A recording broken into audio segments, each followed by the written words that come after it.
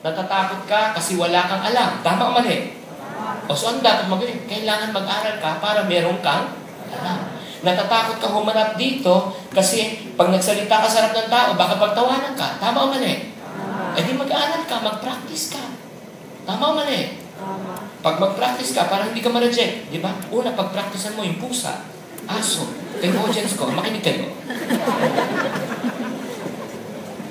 Tama o mali?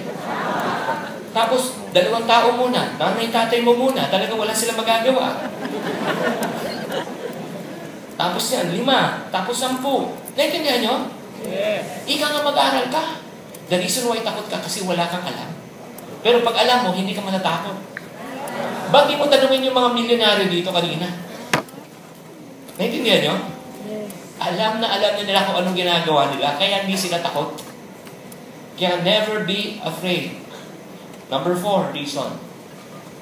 Paki-click na lang, please. Number 4 reason is because of lack of what? Direction. Walang direction sa buhay.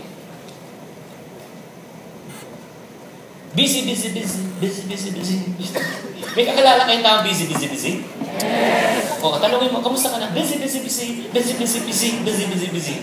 Pero tanungin mo, kamusta? May income ba? Wala eh.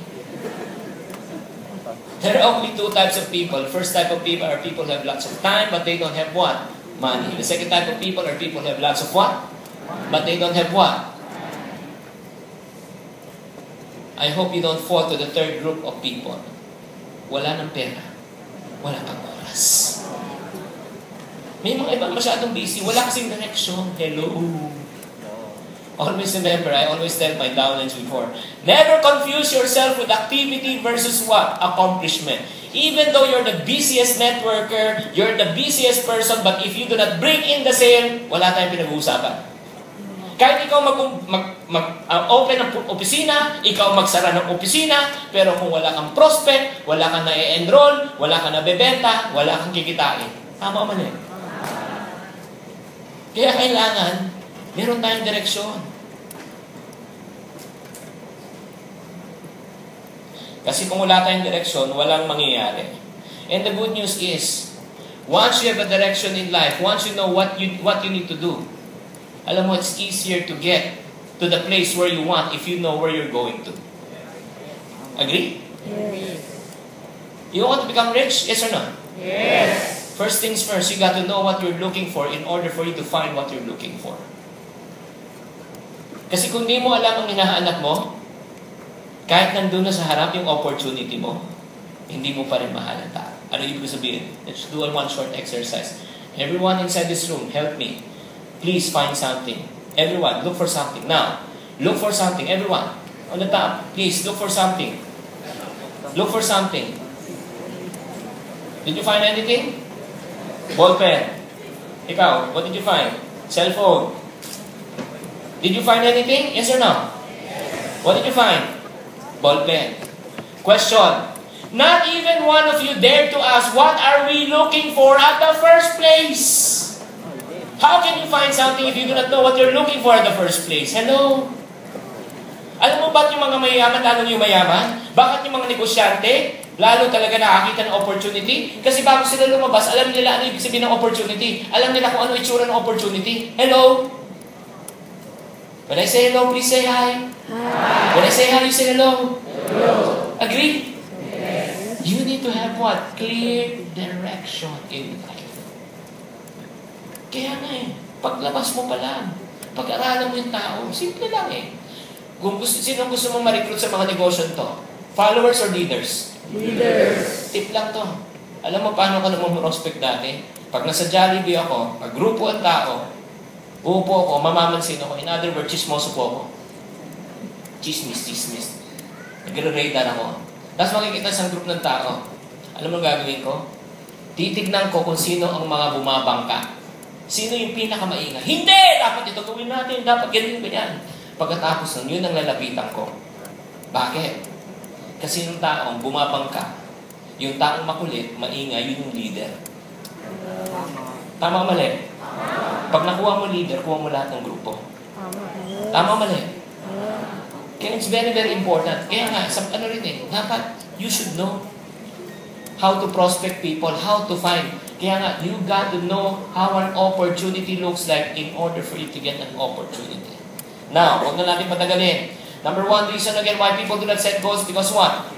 Number 2? Number 3? Number 4? Right now, let's end.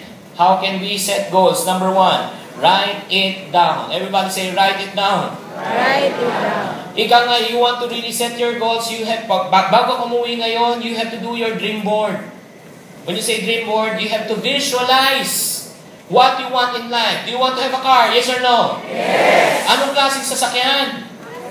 Diba? Kailangan may picture ka na. Gusto niya ba magkaroon ng bahay? Yes or no? Yes. Ilang kwarto? Diba? Tapos, may swimming pool ba? Wala. Diba? Tapos, gaano kalayo ang bahay sa gate? Mag-jeep ka ba? Magbubus o magta-taxi?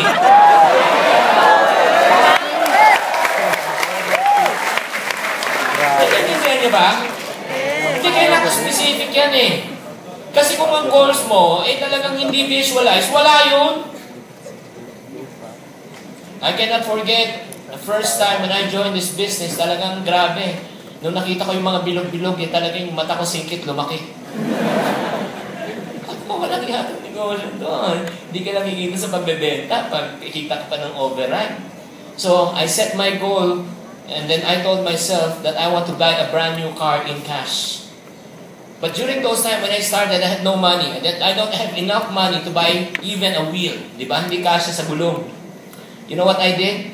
I cut a picture of a car and then I put it in front of my office. And I remind myself every day that I have to prospect every day. I have to talk to people every day. I will never give up no matter what happens. And then before I did that, you know what I do? What I did? I even dress up. Nag-ayos ako talaga na maayos na kahit wala akong kapera-pera. Pumasok ako sa mga showroom ng sasakyan. Inupuan ko yung mga sasakyan. Inimagine ko na nilalabas ko na binababa ko yung bintana. Tapos nag-uwave ako sa mga kaibigan ko. Look at me now. Diba? Ini-imagine ko na yun. Dini-visualize ko na.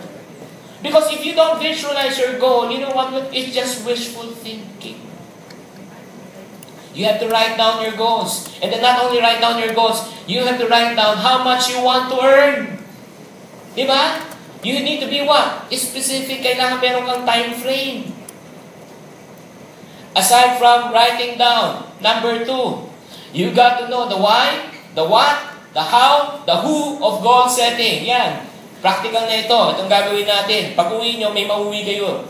Ika nga, why? Why means what? The objective. Bakit mo gustong gawin itong negosyong ito? It all starts from this. Huwag mo tanungin yung paano. Alamin mo muna yung bakit. Everybody look up here. You want me to tell you the reason why I did this business? Yes or no? Yes. I can still remember when I was age 12, just like what you saw over the video. During those times, my father's business collapsed. For over 3 years, he was so depressed, staring out in the window. And then what I did was, at the young age of 12, I go to school, walang pera, walang baon during recess time. You know what I do? I go to the comfort room, I open the faucet, and I drink as much water as I can. That will be my meal. For 2.5 years, I wore one old leather shoe. And then I use it for basketball touch taya, di ba? Ang unang naupot sa sapatos ko, hindi yung takong, yung swelas. Pag nabutas na yung swelas, anong ginagawa ko? Kumukupit ako ng cardboard. Nilalagay ko sa loob, pampahaba ng buhay ng sapatos. Pero paminsan-minsan, ginagamit ko rin for basketball. Nung minsan, nakabreak. Pag-break na ganun, nalihis ng konti, nag-adjust. Nakaapak ako ng piso, nasa lab ko, kung tao o ibon.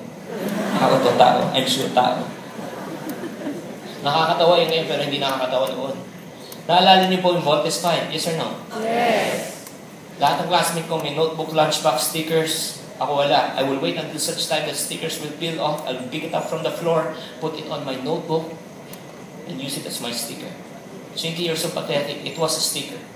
It's just a sticker. Yes, it was a sticker then, but during those time, it wasn't a sticker for me. It was my whole life. Naintindihan niyo? Yes. At a very young age, I was deprived of so many things. So one night, I had my why. I want to become rich. I want to become a millionaire before I reach the age of what? 35. Why? Because of that. To Two reasons. Number one, I do not want my children to experience what I've experienced when I was young. And number two, I want to provide a comfortable living to my parents when they grow old. That is my what? My why. My question to you tonight is this. Why are you doing this business? Why? I hope you don't do this business because na-invite ka lang na kaibigan mo, pinilit ka lang, kinidnap ka lang, kaya ka nag-join dito. No. You don't do this business because of your friends. You do this business for your own reasons, for your family. Yes. You want to become successful, yes or no? Yes. Listen. You got to know your why. What? Because if you know the why part in life, the how part will take care of itself. Kung alam mo yung bakit, yung papaano mabilis.